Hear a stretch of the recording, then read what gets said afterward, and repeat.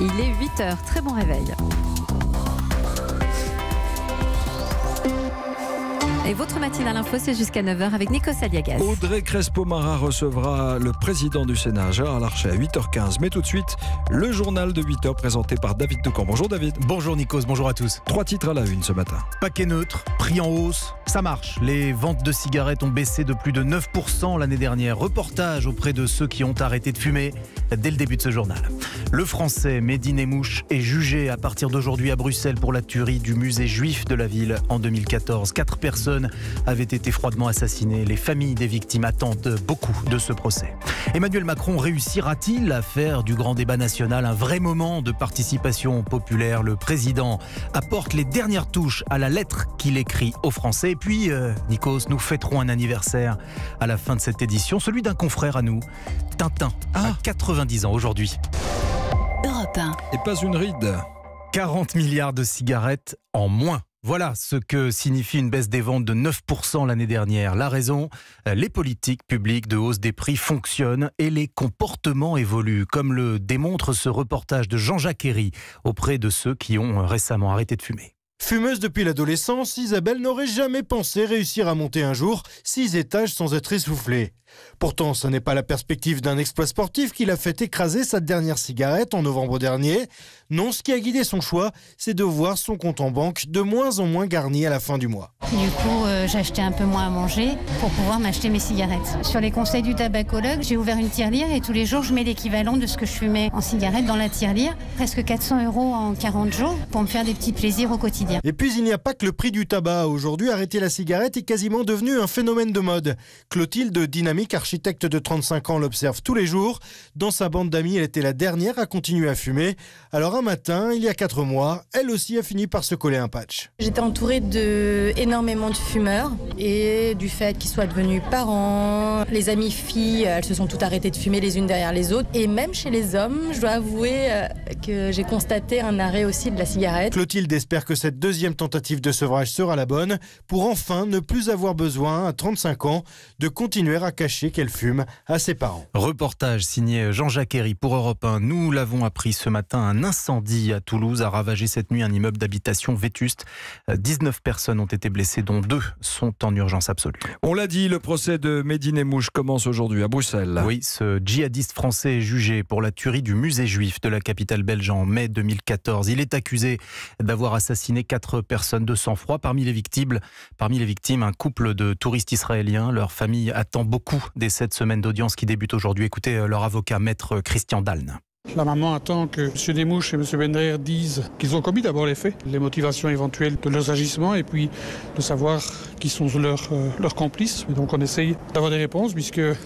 Nemmouche s'est tu dans toutes les langues depuis le début de l'instruction et donc on souhaiterait avoir maintenant enfin des explications. Je pense qu'il va avoir du mal à se taire et je crois qu'il connaît extrêmement bien son dossier. Je pense qu'il a très bien préparé sa défense et je pense qu'on aura sans doute certaines explications. Maître Christian Dalne au micro d'Isabelle Horry. Et pour le président de la République, l'année 2019 commence aussi difficilement qu'elle s'était terminée en 2018. Avec la même bande-son, en tout cas.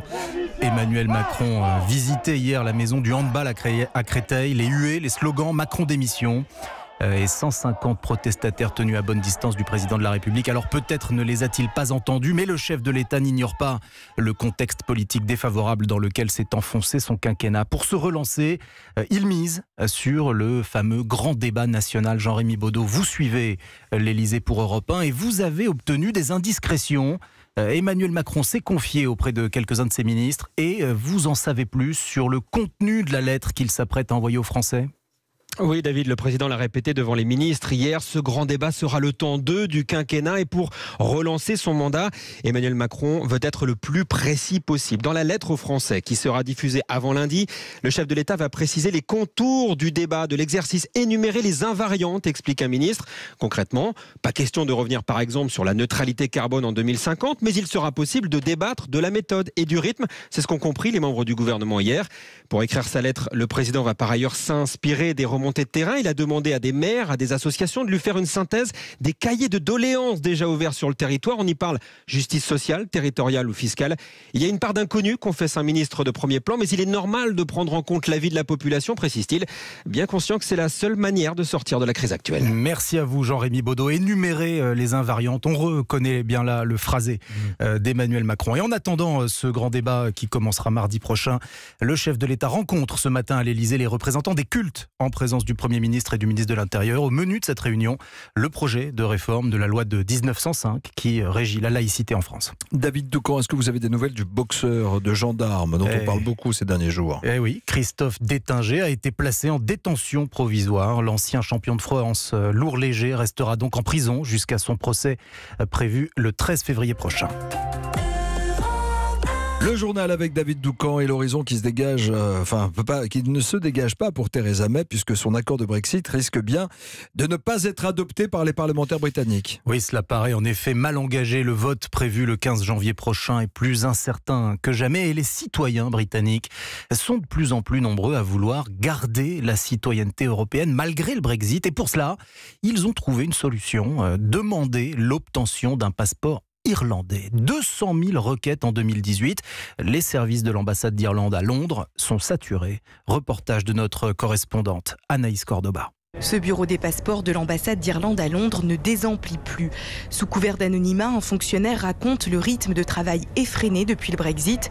Jusqu'à 6500 dépôts de candidature en ligne certains jours. La plupart des aspirants, comme James et Henry, sont poussés par le désir de rester européens, que ce soit par intérêt ou idéologie. C'est la peur de l'inconnu. Qu'est-ce qui va se passer si on part, si on part pas? Personne ne sait, donc c'est un filet de sécurité. Moi, je veux pouvoir continuer à voyager librement en Europe. Moi j'aime l'idée de faire partie de l'Union européenne, de ce groupe de nations ensemble par des liens commerciaux et diplomatiques.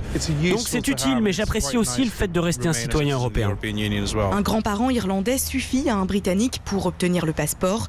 C'est le cas de Patrick qui a toujours été fier de ses origines, mais comme beaucoup d'autres, n'avait pas senti le besoin de demander la nationalité. Sans le Brexit, je ne pense pas que je serais là. J'aurais laissé traîner cette démarche. Ça a renforcé mon sentiment d'appartenance à l'Irlande.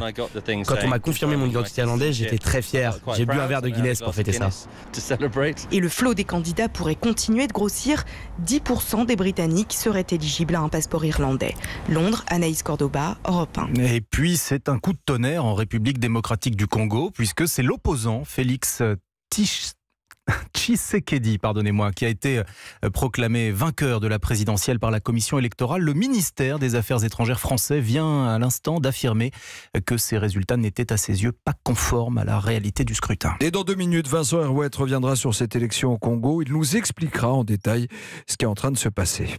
Alors vous nous l'aviez promis en ouverture de ce journal, David Doucan, on va souffler les bougies, les 90 bougies d'un confrère. Et oui, le reporter le plus célèbre du monde, Tintin, à 90 ans aujourd'hui. Sa houppette était dessinée pour la première fois par Hergé le 10 janvier 1929.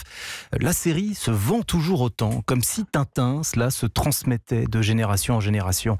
Reportage dans une librairie du 14e arrondissement de Paris, signé Pierre Herbulot. Par ordre d'apparition dans la librairie, Sylviane, la grand-mère, Émilie, sa fille et la petite dernière, Alia. 3 générations mais un même réflexe, filer vers le présentoir des albums de Tintin. Et là, chacune a ses préférences. Tintin et l'île mystérieuse. Tintin au pays des soviets. Rackham le Rouge. Tintin et Rackham, il y avait le trésor, non ? De Rackham le Rouge. Sylviane a le droit de se tromper sur le titre. Elle a lu les BD il y a plus de 70 ans. Moi, je lisais surtout, c'était pour le côté aventure. Ça nous permettait de voir ce qui se passait ailleurs. Ça nous faisait voyager un petit peu. J'ai l'impression que ça nous faisait un peu rêver, quoi. Malgré la différence d'âge, sa petite fille est sur la même longueur d'onde. J'ai été toute seule vers les livres. Ça m'a beaucoup attirée. Et j'ai lu, oui, presque tous les albums qu'a acheté mes grands-parents. Dans la BD, Tintin traverse le monde. Dans la vraie vie, il traverse les âges. Et ça n'étonne pas Émilie. Non, parce que c'est intemporel. C'est des histoires qui continuent de mon époque, de l'époque de mes parents, de l'époque de mes enfants maintenant. Et peut-être de leurs enfants à eux, et ainsi de suite. Dans 30 ans, l'œuvre d'Hergé passera dans le domaine public. D'éventuelles suites pourront donc voir le jour. Pierre Herbulot pour Europe 1. Et puis on a vu que des planches ont été vendues près de 400 000 € il y a quelques mois. C'était en juin dernier. Absolument. Incroyable mais vrai, le Paris Saint-Germain a été éliminé hier soir en quart de finale de la Coupe de la Ligue. Battu 2-1 à domicile par Guingamp, la défense parisienne a concédé 3 pénaltys en 30 minutes. Pour info, Paris était invaincu dans cette compétition depuis novembre 2012.